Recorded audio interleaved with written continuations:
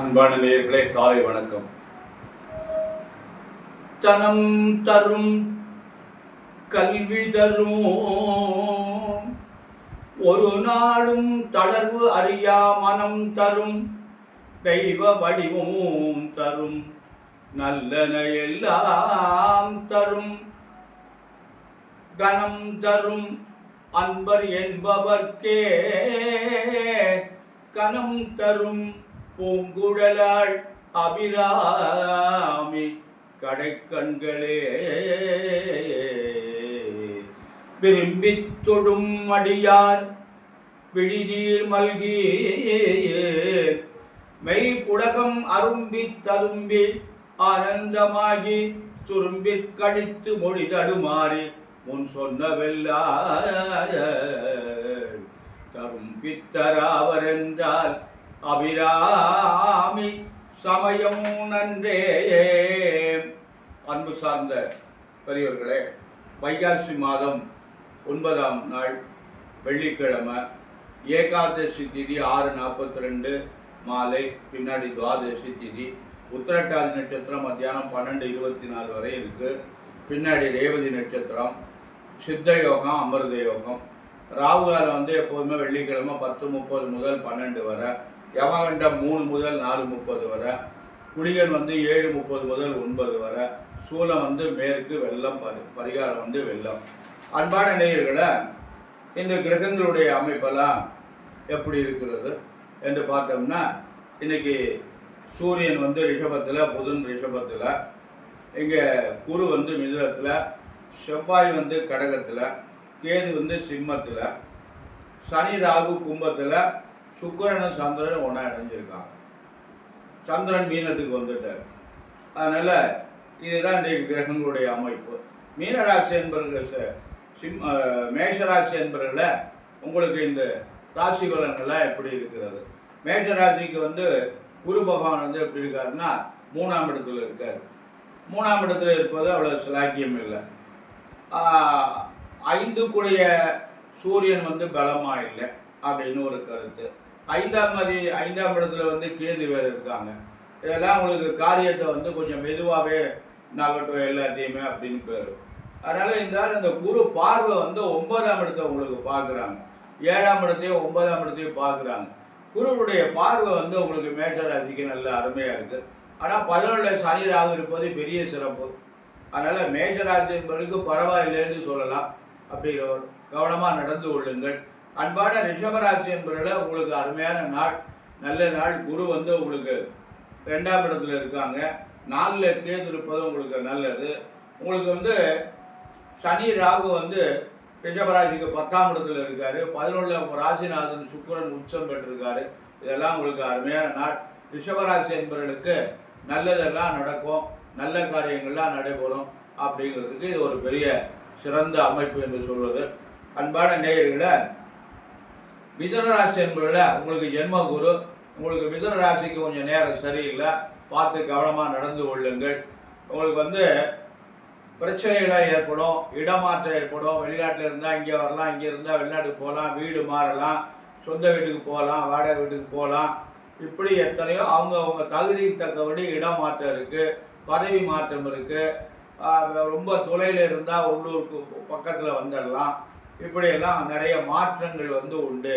அதனால் இருந்தாலும் ஜாக்கிரதையாக நடந்து கொள்ளுங்கள். பிரச்சனைகளை தான் தேவையில்லாமல் ஜென்மகுரு ஏற்படுத்தி விட்டுருவார். அதனால் பார்த்து ஞாபகமாக நடந்து கொள்ளுங்கள். அன்பான கடகராசி என்பவர்கள் உங்களுக்கு குருபவான் 12ஆம் இடத்துல இருக்கார்.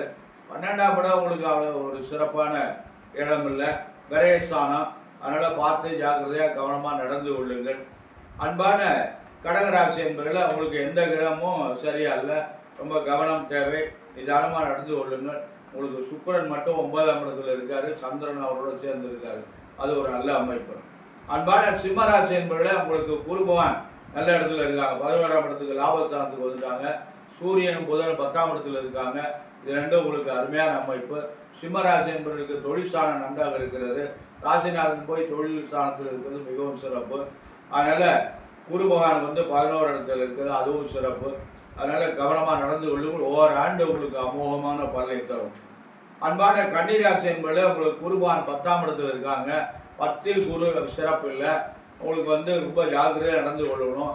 மேலதிகாரிகிட்ட ரொம்ப கவனமாக நடந்து கொள்ளுங்கள். தொழில் பண்ணிலாம் வர்ற வாடிக்கையாளர்கிட்ட கவனமாக நடந்து கொள்ளுங்கள். ரொம்ப ஜாக்கிரதை, கெட்ட பேர் ஏற்படுறதுக்கு நிறைய வாய்ப்புகள் இருக்குது.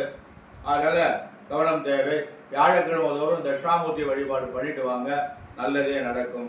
துளாராசி என்பவர்களுக்கு உங்களுக்கு நல்ல நாள். உங்களுக்கு வந்து குரு பகவான் வந்து 9ஆம் இடத்துல இருக்காங்க. 8ஆம் இடத்துலேருந்து உங்களுக்கு 9ஆம் இடத்துக்கு வந்துட்டாங்க. அருமையான அமைப்பு. 9ஆம் இடம் என்பது பெரிய சிறந்த அமைப்பு. அதனால் அன்பான நேயர்களை நீங்கள் வந்து கவனமாக நடந்து கொள்ளுங்கள். நல்ல முன்னேற்றம் இருக்குது துளாராசி என்பவர்களுக்கெல்லாம். விருச்சிக ராசி என்பவர்களுக்கு உங்களுக்கு 7ஆம் இடத்துலேருந்து 8ஆம் இடத்துக்கு வந்துட்டார் குரு, அட்டமஸ்தானம் என்று சொல்வது. அதனால் உங்களுக்கு புதுசாக எதையும் பண்ணாதீங்க. புதுசாக பண்ணிவிட்டு இறைவனை குறை சொல்லாதீங்க. எனக்கு அட்டம குரு தொட்டது குலங்களே இருக்காதீங்க. அதனால் ஒவ்வொரு ஆண்டு கொஞ்சம் கவனமாக இருங்க. என்ன பண்ணிக்கிட்டீங்களோ அதை விரிவுபடுத்துங்க. அதை நல்லா கவனமாக பண்ணுங்கள். புதுசாக எதையும் முதலீடு செய்யாதீங்க. அன்பான தனுசு ராசி என்பதில் உங்களுக்கு அருமையான நாள். உங்களுக்கு வந்து குரு பகவான் 7ஆம் இடத்துல இருக்காங்க. சனி ராகு வந்து உங்களுக்கு 3ல் இருக்காங்க. இது 3 கிரகங்கள் உங்களுக்கு பிரமாதமாக இருக்குது. அதனால் உங்களுக்கு கல்யாணம் ஆகாதவங்களுக்கெல்லாம் கல்யாணம் நடக்கும், குழந்தை ஏற்படும், பதவி கிடைக்கும், நல்லதெல்லாம் நடைபெறும். அன்பான மகர ராசி என்பதிலே 7ரை சனி இருக்கிறது. குரு பகவான் 6ஆம் இடத்துக்கு வந்துட்டாங்க. உடல்நிலையில் ரொம்ப கவனம் தேவை. ஆரோக்கியத்தில் ரொம்ப கவனமாக நடந்து கொள்ளுங்கள். 7ரை சனியினுடைய காலம் இருக்கிறது, ஜாக்கிரதையாக நடந்து கொள்ளுங்கள். அன்பான கும்பராசி என்பதில் உங்களுக்கு குரு பகவான் 5ஆம் இடத்துக்கு வந்திருக்காரு. இருந்தாலும் ஜென்மச்சனி இருக்கிறது. அவங்கவுங்க வயதுக்கு தக்கபடி பார்த்து கவனமாக நடந்து கொள்ளுங்கள். அன்பான மீனராசி என்பதில் உங்களுக்கு 7ரையுடைய தாக்கம் இருக்கிறது. வயதுக்கு தக்கபடி முதல் சுற்று, 2ஆவது சுற்று, 3ஆவது சுற்றெல்லாம் சொல்லுவாங்க. பார்த்து ஜாக்கிரதையாக நடந்து கொள்ளுங்கள். குரு வந்து உங்களுக்கு 4ஆம் இடத்துக்கு இருக்காரு. இதெல்லாம் அவருடைய பார்வை 10ஆம் இடத்தை பார்க்குறாரு. 10ஆம் இடத்தை குரு பார்க்குறவோ தொழில் ஸ்தானம் மிக சிறப்பாக இருக்கும். அன்பான நேயர்களை ரொம்ப ஜாக்கிரதையாக கவனமாக நடந்து கொள்ளுங்கள். மகர ராசி, கும்பராசி, மீனராசி என்பவர்களுக்கெல்லாம் 7ரையுடைய காலம் இருக்கிறது. அவங்கவுங்க வயதுக்கு தக்கபடி இருக்கிறது. அதனால் சனிக்கிழமை தோறும் விரதமாக இருந்து சனி பகவானுக்கு எள்ளு தீபம் ஏற்றி அர்ச்சனை பண்ணிட்டு வாங்க, நல்ல பலன் தெரியும். இறை வழிபாடு பண்ணுங்க, நல்லதே நடக்கும். அன்பான நேயர்களை நீங்கள் வந்து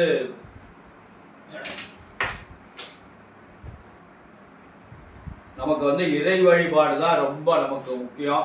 அன்பான நேயர்களை இன்று நம்ம வந்து இந்த செவ்வாய் தோஷத்தை பற்றி நம்ம ஒரு கருத்தை பார்ப்போம். இதில் மூர்த்த சங்கரகர தர்ப்பணம் என்ற ஒரு மூல நூல். அந்த நூலில் என்ன எழுதியிருக்காங்கன்னா, மூர்த்த சங்கரகர தர்ப்பணம் என்ற இந்த நூலின் கருத்துப்படி செவ்வாய் ஆனவன் லக்னத்திற்கு 1, 4, 7, 8, 12 இந்த இடங்களில் சனி பகவான் இருந்தார். லக்னத்திற்கு 1, 4, 7, 8, 12 இந்த இடங்களில் சனி பகவான் இருந்தால் செவ்வாய் கிரகம் கிடையாது. எப்படி பாருங்க, எவ்வளவு பெரிய உயர்ந்த கருத்து பாருங்க. இதை யாராவது சொல்றாங்களா? இதை பற்றி யாராவது படிக்கிறாங்களா, ஆராய்ச்சி பண்ணுறாங்களா? அதாவது நான் முதல்ல ஒருத்தனோட சொல்லியிருக்கேன். நான் அதாவது லக்னத்துக்கு 1, 4, 7, 8, 12 இந்த இடங்களில் சனி பகவான் இருந்தால் அந்த ஜாதகருக்கு செவ்வாய் தோஷம்னே சொல்லப்படலாம். பரிகாரம் என்ற சொல் இல்லவே இல்லை. நவித்தியதேன்னு வடமொழியில் எழுதியிருக்காங்க. நவித்தியதேன்னா இல்லவே இல்லை என்று பெயர். அதனால நமக்கு இந்த செவ்வாய் தோஷத்தை வந்து எடுத்த உடனே 7ல் செவ்வாய் இருந்தால் உடனே தோஷம் அப்படின்றாங்க. 7ல் செவ்வாய் இருந்தால் ஒன்றில் லக்னத்தில் சனி இருந்தால் செவ்வாய் தோஷம் கிடையாது. 4ல் இருந்தால் கிடையாது, 7ல் இருந்தால் கிடையாது, 8ல் இருந்தால் கிடையாது, 12ஆம் இடத்துல சனி இருந்தால் அந்த ஜாதகத்துக்கு செவ்வாய் தோஷம் கிடையாது. அப்படின்லாம் ஒரு கருத்து இருக்கு. அந்த செவ்வாய் வந்து என்ன பண்ணுறான்னா, குருவோட சேர்ந்தா தோஷம் இல்லை, ராகுவோட சேர்ந்தா தோஷம் இல்லை, இப்படியெல்லாம் இருக்குது.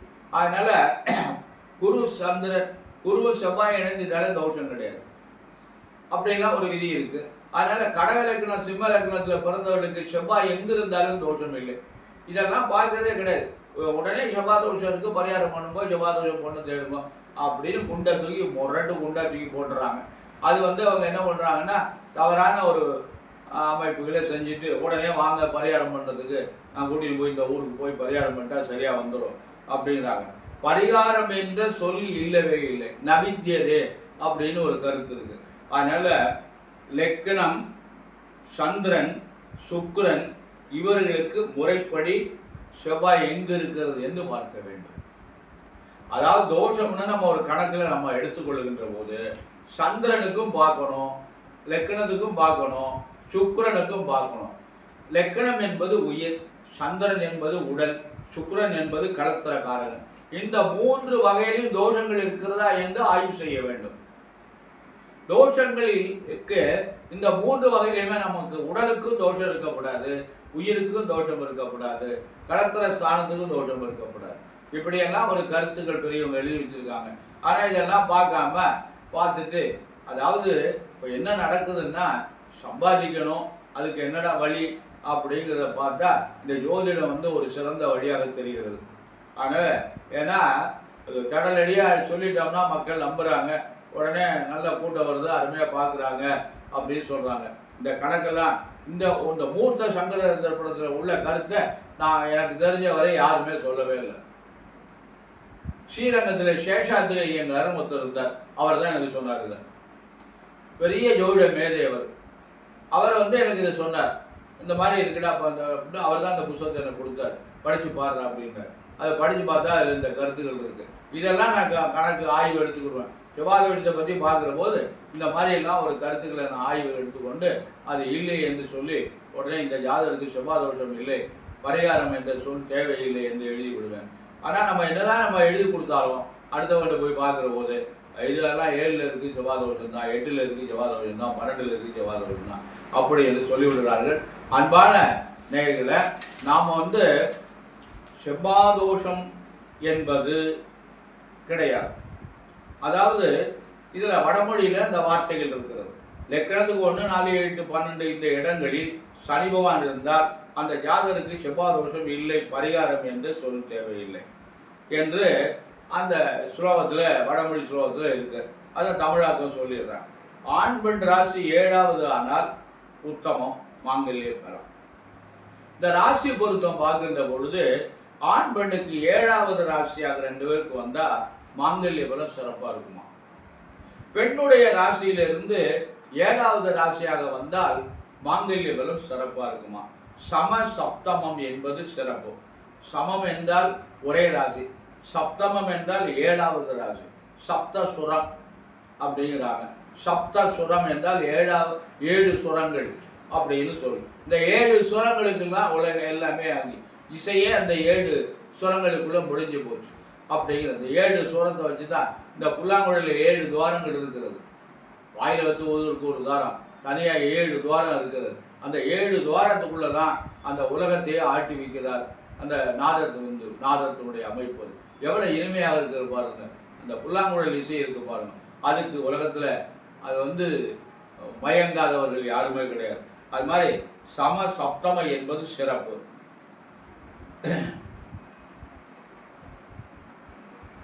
சிம்மம், கும்பம், மகரம், கடகம் சேர்க்கக்கூடாது என்பது சரியில்லை.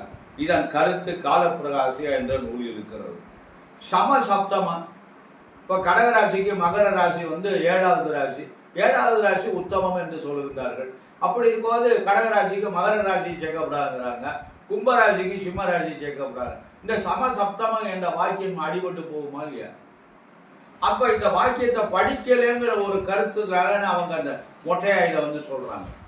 படிக்கணும், ஜோதிடத்தை படிக்கணும். அதாவது நம்ம என்ன பண்ணோம்னா ஒவ்வொன்றையும் படிச்சுட்டு ஒவ்வொன்றையும் நம்ம உடனே குறிப்பெடுத்துறோம். குறிப்பெடுத்து மக்களுக்கு சொல்லணும்.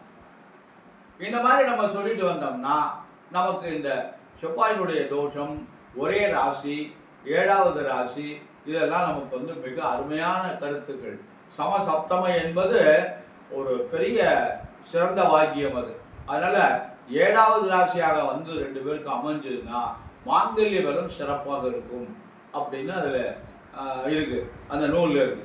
அதனால நம்ம இதை ஒரு பெரிய ஒரு கருத்து. அடுத்தபடியாக இப்போ சிறந்த நட்சத்திரங்கள் என்று இருக்கிறது. அதாவது 27 நட்சத்திரங்களும் உயர்ந்த நட்சத்திரங்கள் தான். அதில் மிக உயர்ந்த நட்சத்திரம் 4 இருக்கிறது. மிருகசீரிஷம், மகம், சுவாதி, அனுஷம். இந்த 4 நட்சத்திரங்களில் ஒன்று ஆண் அல்லது பெண் நட்சத்திரமாக இருந்தால் பொருத்தம் பார்க்காமல் விவாகம் செய்யலாம். இது குடும்ப நல ஜோடத்திலே இருக்கு. ஆனால் இதை படித்து பார்க்கறது இல்லை. படித்து பார்த்தாலும் இந்த விளக்கம் சொல்றது இல்லை. எல்லா நூல்லையுமே இந்த விளக்கம் இருக்கு. ஜோதிட பெரியவங்க எழுதின நூலில் பூரா இந்த நட்சத்திரங்களை பற்றி ஆய்வு செய்கின்ற பொழுது இந்த மாதிரி ஒரு கருத்து இருக்கு. மிருகசீரிஷம், மகம், சுவாதி, அனுஷம் இந்த 4 நட்சத்திரங்களில் ஆண் அல்லது பெண் நட்சத்திரம் வந்தால் பொருத்தமாக வேண்டான்னு இருக்கு. ஆனால் ஜாதகம் பார்க்கணும், ஜோதிடம் இருக்கான்னு பார்க்கணும், ஜாதகம் நன்றாக இருக்கான்னு பார்க்கணும் என்பது ஒரு கருத்து. அதே மாதிரி உங்களுக்கு இந்த சிறந்த நட்சத்திரங்களில் இந்த 4 நட்சத்திரங்கள் மிக உயர்ந்த நட்சத்திரம் என்பது சொல்லப்பட்டிருக்கிறது. அதே போன்று இந்த மாலை நோக்கம் என்ற ஒரு கருத்து இருக்கிறது. இந்த மாலை நோக்கம் என்பது திருமணம் செய்வதற்குரிய காலம் என்று பொருள். அதை என்ன பண்றாங்க, ராசிக்கு 2, 5, 7, 9, 11 குரு வரும்போது மாலை நோக்கம். இது பொதுவான கருத்து. இதை மட்டும் தெரிஞ்சு வச்சுக்கிட்டு பாக்கியெல்லாம் மாலை நோக்கம் கிடையாது அப்படின்னு சொல்லிவிடுகிறாங்க. இதுவும் ஒரு பெரிய தவறான கருத்து. அதாவது சிறப்பு விதிப்படி 7ஆம் இடத்திற்கு 2, 5, 9, 11 குரு வரும்போது திருமணம் செய்யலாம். களத்திர சாணம் என்று சொல்லக்கூடிய 7ஆம் இடத்திற்கு 2, 5, 9, 11 குரு வரும்போது சிறந்த திருமண காலம். அதே மாதிரி லக்கினத்துக்கு 1, 4, 7, 10 குரு வரும்போது திருமணம் செய்யலாம். இது சிறப்பு விதி. இதுக்கு பேர் கேந்திர பலம். 1, 4, 7, 10 என்பது கேந்திரம்னு பேர். 1, 5, 9 திருகோணம் என்பது 7ஆம் இடத்தை பார்க்கும் கிரகங்களை தசாபுத்தி காலங்களில் திருமணம் செய்யலாம். 7ஆம் இடத்தை பார்க்கக்கூடிய கிரகங்களின் தசை அல்லது புத்தி காலங்கள் அல்லது கேந்திர திருகோணம் இது காலங்களில் திருமணம் செய்யலாம். இப்படி ஒரு நிறைய பெரியவங்களாம் சொல்லியிருக்காங்க. இந்த காலங்களில் திருமணம் செய்யலாம். சுக்கிரனுக்கு 1, 5, 9 குரு வரும்போது திருமணம் செய்யலாம். இது திருகோண பலம் என்று சொல்லப்படுகிறது. நிறைய விதிகள் எல்லாம் இருக்கு. அதனால அன்பான நேயர்களை நாம செவ்வாதோஷம் இருக்கு, மாலை நோக்கம் இல்லை, இது செய்யப்படாது என்றெல்லாம் சொல்லி நம்மளை நிறைய திசை திருப்புகின்றார்கள்.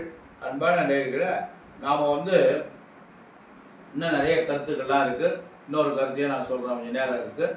அதாவது இந்த கேட்ட நட்சத்திரம்னு ஒன்று இருக்கிறது. இந்த கேட்ட நட்சத்திரத்தை பற்றி தவறான கருத்து உள்ளது. கேட்ட நட்சத்திரம் சேட்டனுக்கு ஆகாது, மூத்தவனுக்கு ஆகாது என்று கூறுகிறார்கள். இந்த கருத்து மொத்தாம்பதுல சொல்கிற கருத்து தவறமானது. இந்த கேட்ட நட்சத்திரத்தை 10 பாகமாக பிரிக்கணும். இந்த 10 பாகமாக பிரித்து முதல் பாகம் தாய்க்கு ஆகாது, தாய் வழி பாட்டிக்கு ஆகாது. 2வது பாகம் தாய் வழி பாட்டனுக்கு ஆகாது. 3வது பாகம் மாமன், 4ஆம் பாதம் தாய், 5ஆம் பாதம் குழந்தை, 6ஆம் பாதம் உறவினர், 7ஆம் பாதம் குலம், 8ஆம் பாதம் மூத்த சகோதரர். அந்த 10 பாகமா வச்சதுல 8ஆம் பாதத்துக்குள்ள அந்த நட்சத்திரம் வந்திருக்குமே ஆனால், அதுக்குள்ள அவர் பிறந்திருக்குமே ஆனால் மூத்த சகோதரனுக்கு ஆகாது. இது ஆண்களுக்கு சொல்லப்பட்டது, பெண்களுக்கு கிடையாது. ஆகையினால இந்த குழந்தை, அதாவது 8ஆம் பாதம் மூத்த சகோதரர், 9ஆம் பாதம் குழந்தை, 10ஆம் பாதம் எல்லா வகையிலும், 8ஆம் பாதம் மட்டும் தான் மூத்த சகோதரனுக்கு ஆகாது என்று சொல்லப்பட்டது. இப்படியெல்லாம் நிறைய கருத்துக்கள் எல்லாம் சொல்லியிருக்காங்க. அன்பான நேயர்களே, இந்த கேட்ட நட்சத்திரத்தை பற்றி தவறான ஒரு கருத்துக்களாக இருக்கு. அன்பான நேயர்களை, கொஞ்சம் நல்ல நிறைய படித்தவர்களை சந்தித்து நல்ல கருத்துக்களை தெரிந்து கொண்டு ஆதரவு கொடுங்கள். நன்றி. அதாவது நம்ம என்ன தவறு செய்யக்கூடாது. அரைகுறையாக ஜாதகம் பார்த்து போய் பார்த்து நம்முடைய காலத்தையும் நேரத்தையும் வீணடித்து விட்டு நம்முடைய வாழ்க்கையை கெடுத்து கொள்வது பெரிய சிறப்பாக இருக்குது. இந்த ஜோடர்கள் என்ன பண்ணுறாங்கன்னா, அவங்க அதை பற்றி கவலைப்பட மாட்டாங்க. நிறைய விளம்பரமெல்லாம் பண்ணுறாங்க. அதை இப்போ யூடியூப்லேயே நிறைய விளம்பரம் வருகிறது. பார்த்தீங்கன்னா பிரமாதமாக இருக்குது. இந்த 5 ராசிக்காரங்களுக்கு கொட்ட போகுதுன்னு சொல்கிறாங்க. இப்போ என்னென்னு கேட்டால், ரிஷப ராசி, சிம்ம ராசி, துலா ராசி, தனுசு ராசி, கும்பராசி, இந்த 5 ராசிகளுக்கும் இந்த தேதியிலேருந்து கொட்ட போகுதுன்னு சொல்கிறாங்க. அப்படி யூடியூப்பில் பார்த்தேன் நான். அது எப்படி கொட்டுன்னு கொட்டும்? எப்படி கொட்டும்? கொட்டாது. அதெல்லாம் கொட்டவே கொட்டாது, நிச்சயமாக கொட்டாது, எந்த காலத்திலையும் கொட்டாது. நம்முடைய முயற்சி, இந்த ராசிக்காரங்கள் இப்போ நேரம் நன்றாக இருக்குது. அதுக்கு தசா புத்தியெல்லாம் நன்றாக இருக்கணும். தசை புத்தி அந்தரம் இதெல்லாம் நல்லா இருந்தால் அந்த நேரம் நல்ல பலன் தரும். ஜாதகத்தில் வந்து அவங்க பிறந்த ஜாதகத்தில் திசை நன்றாக இருக்கணும், புத்தி நல்லா இருக்கணும், தசாநாதன் பலமாக இருக்கணும், புத்திநாதன் பலமாக இருக்கணும், அந்த பொருளாதாரத்துக்குரிய குரு பகவான் பலமாக இருக்கணும், 2ஆம் அதிபதி பலமாக இருக்கணும். இதெல்லாம் ஆய்வு செய்து தான் கொட்டுமா கொட்டாதான்னு நம்ம முடிவுக்கு வரும். அதனால இப்படிலாம் ஒரு தவறான விளம்பரம்லாம் பார்க்குறாங்க. இதை பார்த்துட்டு உடனே மக்கள் என்ன பண்ணுறாங்க, ஓஹோ கொட்ட போது போல இருக்கு அப்படின்னு பாத்திரத்தெல்லாம் தொடச்சி எடுத்து வைக்கிறாங்க. இது வந்து ஏமாற்று வேலை. இப்படி இதில் போய் பார்க்குறாங்க. அதனால அன்பான நிலையில் நல்லதை நாடுங்கள், நல்லதெல்லாம் நடக்கும். எல்லா மக்களும் ரொம்ப கஷ்டப்படுறோம். அதனால எல்லாரும் நிம்மதியாக வாழணும், சந்தோஷமாக. காசு இருக்குது, காசு இருந்தால் நிறைய சிரமங்கள் இருக்குது, பிரச்சனைகள் இருக்குது, நிம்மதி இல்லை, சந்தோஷம் இல்லை, குழந்தை இல்லை, கணவன் மனைவி சேர்ந்து வாழவில்லை, இப்படியெல்லாம் ஒரு சிரமங்கள் நிறையா இருக்குது. அதனால் எல்லோரும் நலமுடன் வாழணும். எல்லா குழந்தைகளும் நம்ம குழந்தைகள் தான். எல்லா குழந்தைகளும் சந்தோஷமாக இருக்கணும். பொருளாதாரத்தில் கஷ்டப்படலாம், அது தவறு இல்லை. ஆனால் சந்தோஷம் இருக்கணும், குழந்தை இல்லாமல் இருக்கக்கூடாது. அதனால் எம்பெருமான எல்லா வல்ல சர்வேஸ்வரனையும் வள்ளல் பெருமான் வள்ளியின் மணாளன் முருகப்பெருமானை பிரார்த்தனை செய்து எல்லாரும் நலமுடன் வாழ வேண்டும் என்று பிரார்த்தனை செய்து நிறைவு செய்கிறேன். நன்றி, வணக்கம்.